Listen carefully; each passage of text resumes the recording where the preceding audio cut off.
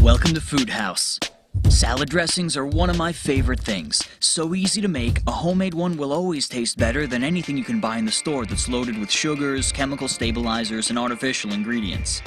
It's also a great way to start getting a handle on composing flavors, tasting as you go, and adjusting on the spot to get it just how you like it. It's so easy.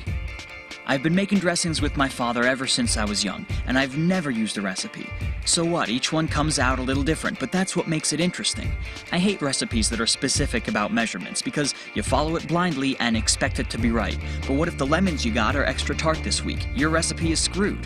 What if you use a different mustard? Well, then the balance is off. You have to taste and discover.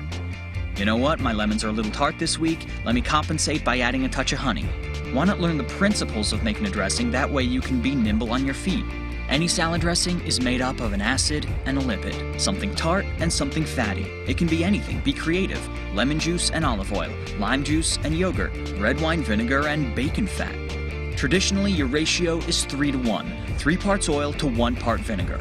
Always keep that in mind. I like my dressings with a little more oomph, so I found I usually hover around 2-to-1. It's all about balance, the balance of tart and sweet, acidic and mellow, aromatics and understatedness. Understatedness? Whatever.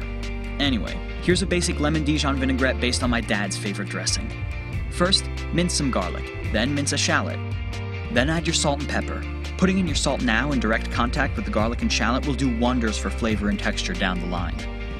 Squeeze 1 lemon. Hey, here's a quick tip on selecting lemons. Your lemon should be heavy for its size and have a thin skin. How do you know? Start feeling your lemons at the grocery store. You'd be surprised how easy it is to know if a lemon has a thick or thin rind. Thin skin lemons give you more juice, and I find they're less bitter and for some reason have fewer seeds. Who knows, maybe I'm crazy.